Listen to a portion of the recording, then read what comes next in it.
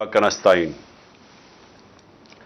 اس وقت لالا موسیٰ اور جنگ کے اندر جو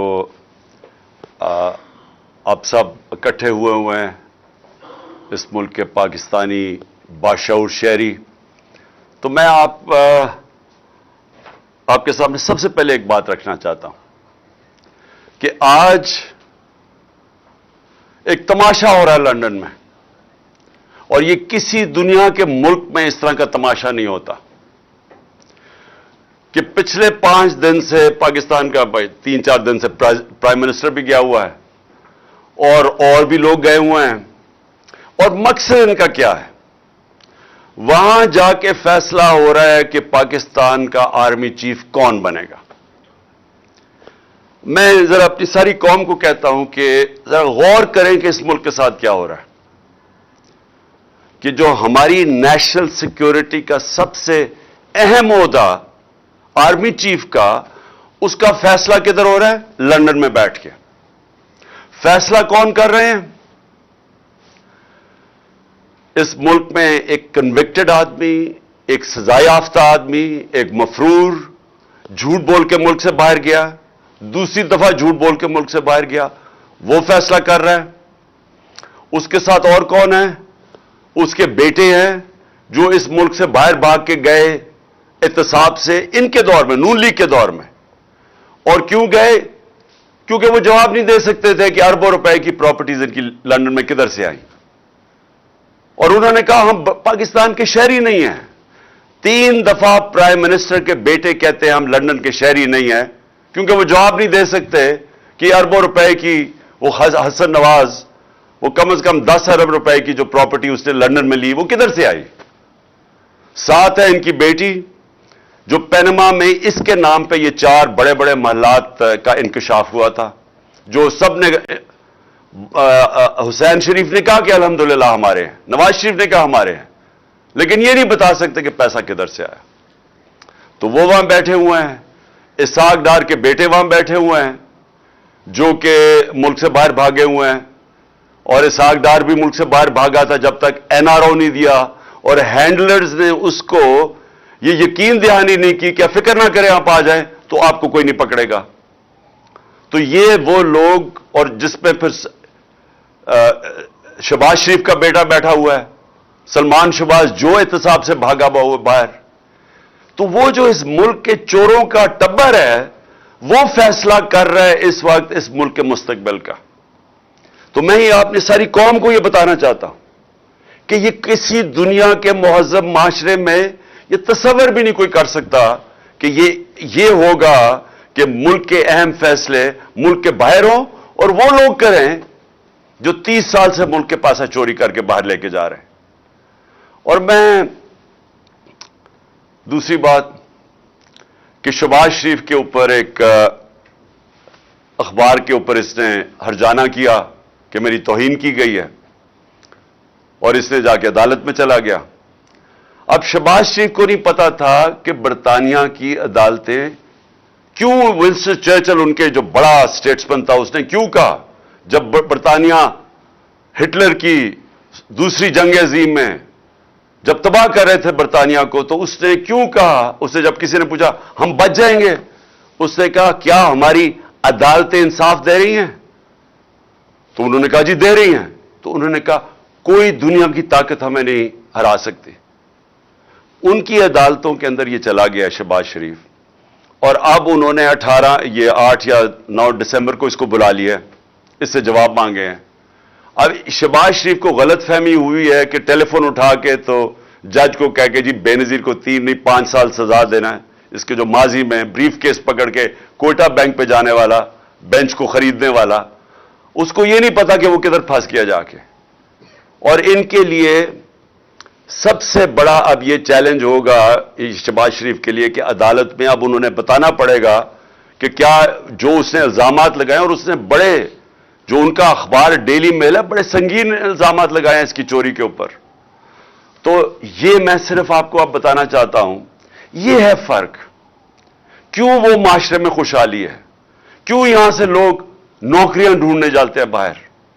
کیوں یہاں آپ کے لالا موسیٰ سے خاص طور پہ اور یہ سارا گجرات، لالا موسا، اوپر جیلم، اتنے لوگ میں ملا ہوں یورپ میں، نوکریاں ڈھونڈتے ہیں پاکستانی، ہمارے پنجاب کے شہری اسکینڈینیویا میں کیوں جاتے ہیں نوکریاں ڈھونڈنے؟ وہاں کے وسائل ہمارے سے زیادہ نہیں ہیں، لیکن ادھر انصاف ہے۔ دیکھیں، بار بار میں آپ کو ایک چیز سمجھاتا ہوں اپنی قوم کو، کیونکہ میرا کام ہے آپ کی تربیت کرنا۔ جب تک ایک ملک کے اندر عدل اور انصاف نہیں ہے، قانون کی حکمرانی نہیں ہے، وہ معاشرہ خوشحال نہیں ہو سکتا، وہ معاشرہ آزاد نہیں ہو سکتا، اس معاشرے میں جمہوریت حقیقی نہیں آ سکتی، حقیقی آزادی نہیں آ سکتی۔ وہ معاشرے کے اندر جدھر کمزور کو طاقتور سے قانون تحفظ نہیں دیتا، وہاں جنگل کا قانون ہوتا ہے۔ وہ جو مرضی آپ کر لیں، آپ اچھی سے بھی پالیسیز لے آئیں، وہاں غربت ہوگی۔ ساری جس کو کہتے ہیں ڈیولپنگ ورلڈ، جو غریب ملک ہیں، ان سب کی یہی کہانی ہے۔ تو میں اس لیے بار بار آپ کو سمجھاتا ہوں میرے پاکستانیوں، کیونکہ میں نے یہ ملک دیکھے ہوئے ہیں، میں نے ٹائم گزارا ہوا ہے یہاں، مجھے پتا ہے۔ اس لیے میں نے 26 سال پہلے انصاف کی تحریک شروع کی تھی کہ یہ ایشین ٹائیگر نہیں بننے لگا پاکستان، لاہور کو پیرس نہیں آپ بنا سکتے۔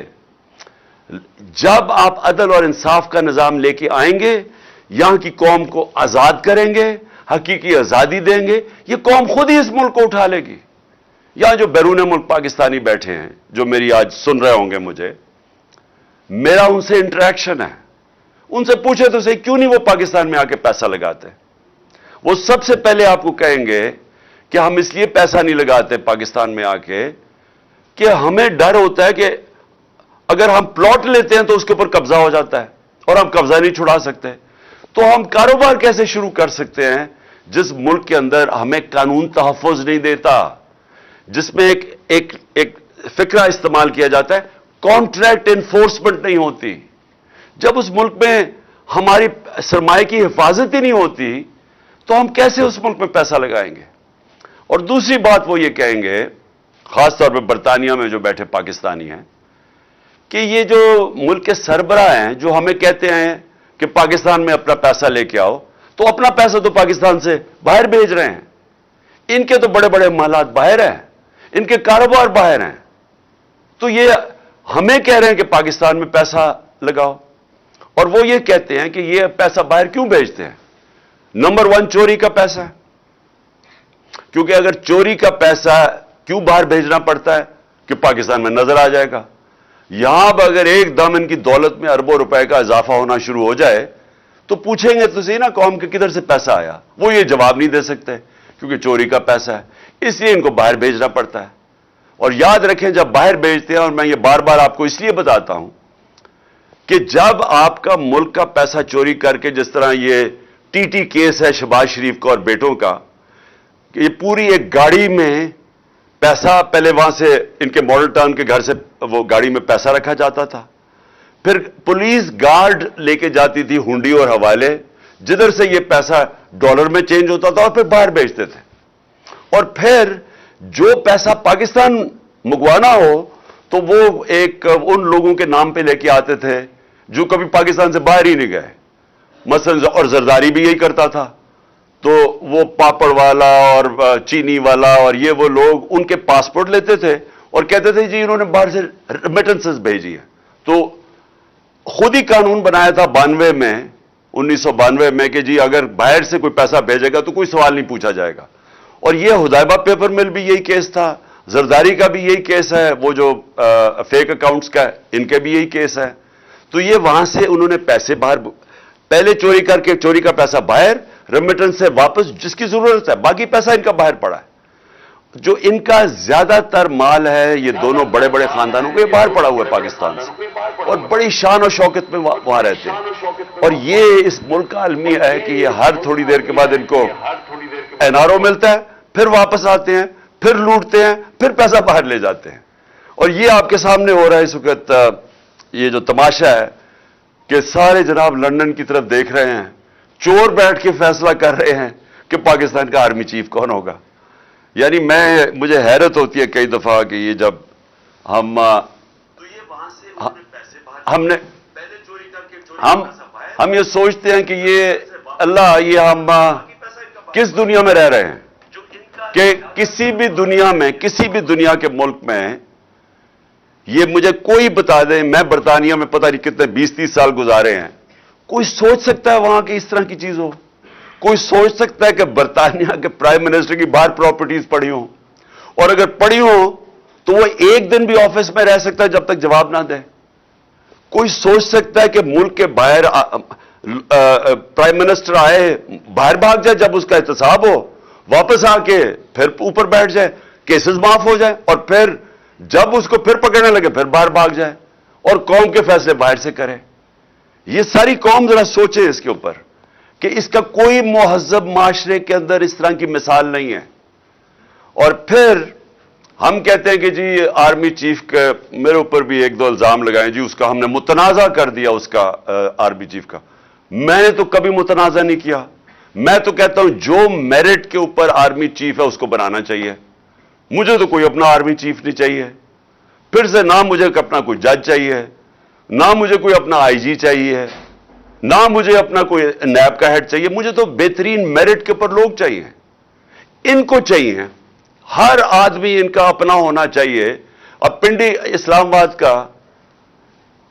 کا شہباز شریف نے آئی جی بنایا، اس کو سزا ہونے والی تھی، سیف سٹی کیس میں اس آئی جی کو اس کو سزا ہونے والی تھی، اس نے اٹھا کے اس کو آئی جی بنا دیا۔ کیوں بنایا اس کو؟ کیونکہ وہ کرپٹ ہے، وہ اب اس کی خدمت کرے گا، وہ اس کا ہر ناجائز کام کرے گا۔ اس لیے اس طرح ملک تباہ ہوتے ہیں کہ اداروں کے اوپر لوگوں کو اس لیے نہیں لے کے آتے کہ وہ میرٹ پہ اور ملک کا فائدہ ہوگا اور ادارے کو مضبوط کرے گا، ان کو اس لیے لے کے آتے ہیں کہ یہ ان کے غلط کام کریں گے، اور یہی انہوں نے کروایا آج تک۔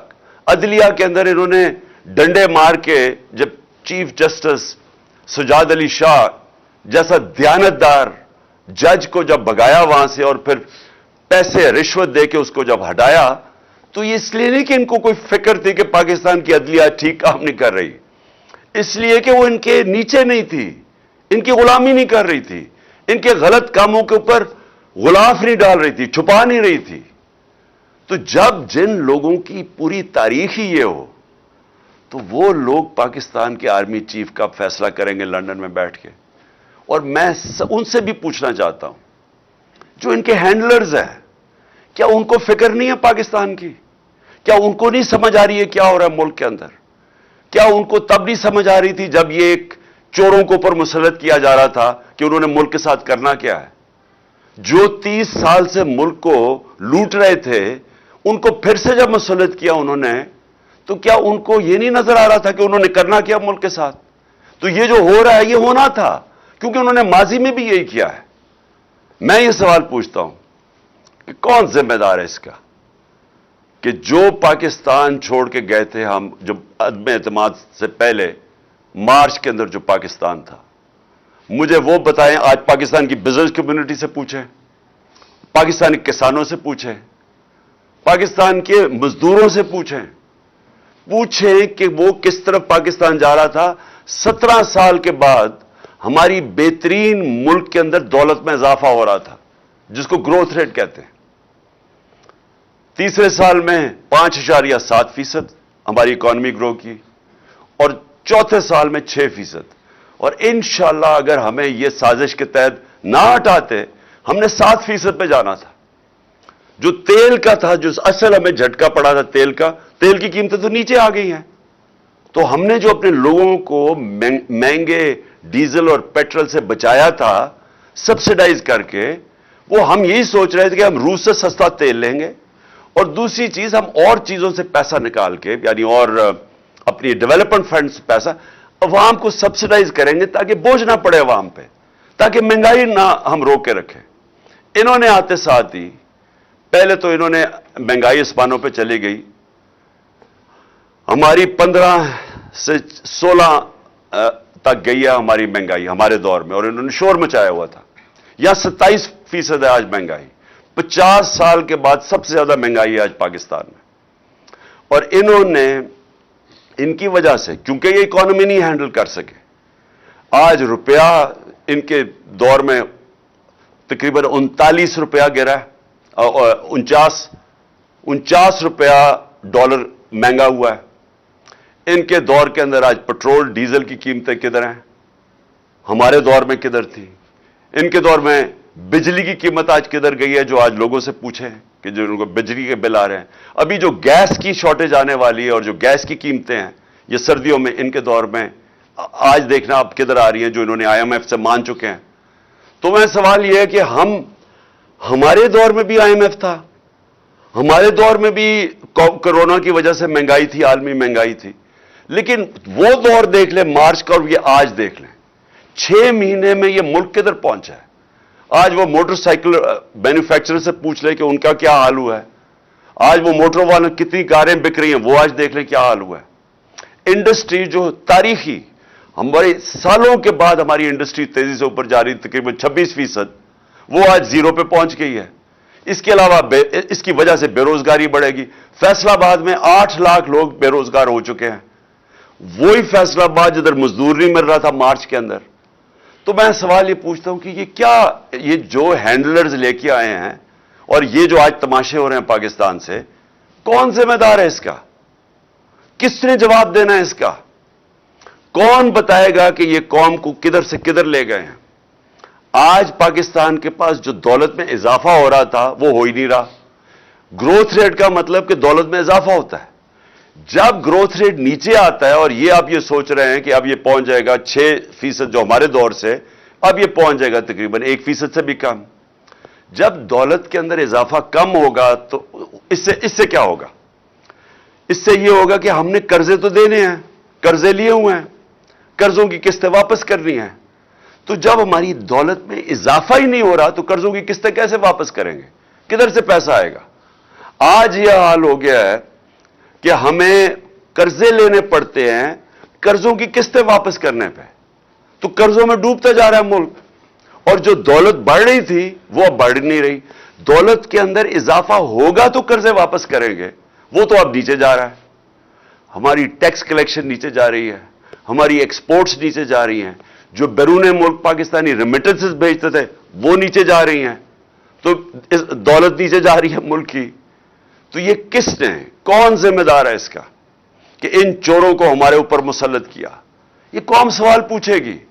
तारीख ये चीज नोट कर रही है कि ये जो हुआ है इस मुल्क के साथ, कौन कौन लोग जिम्मेदार हैं इसके। और ये जो समझते हैं कि लोगों के मुंह बंद करके, लोगों के सहाफियों को जो अरशद शरीफ से किया है, जो इस वक्त कौम शौक में है कि जो अरशद शरीफ से किया गया है, कौम सवाल पूछ रही है कि क्या यह तरीका मुल्क को चलाने का कि पहले इन चोरों को लेके आओ, उसके बाद लोगों को कहो हजम करो ये, क्योंकि हमने फैसला कर लिया अब ये आपके ऊपर बैठेंगे, और जब कौम नहीं माने तो उनको मारो, सहाफी नहीं माने तो उनको डंडे मारो, उनको तशद्दुद करो, उनको बाहर भिजवा दो, और ये जो कत्ल करवा दो जो अरशद शरीफ से किया है। फिर आजम स्वाति जैसे लोग जो उससे किया इन्होंने, कि उसने कोई तनकीद कर दी, वो कौन सी उसने इतनी बड़ी क़यामत थी कि उसको नंगा करके बच्चों के सामने पहले मारो, फिर नंगा करके तशद्दुद करो, और फिर जो वीडियो दी है, यानी इससे तो कोई सारी आज कौम दंग है कि कोई इतना भी नीचे गिर सकता है कि किसी को ब्लैकमेल करने के लिए आप मियां बीवी की वीडियो डाल दें। यहां हम गिर गए हैं सिर्फ इसलिए कि आप चाहते हैं हम इन चोरों को तस्लीम कर लें। और इसलिए मैं आज सारे पाकिस्तानियों को कहना चाहता हूं कि देखें, ये एक फैसला कुन वक्त है हमारी तारीख का। आपने सब ने शिरकत करनी है। ये इमरान खान की तहरीक नहीं है, ये आपकी तहरीक है।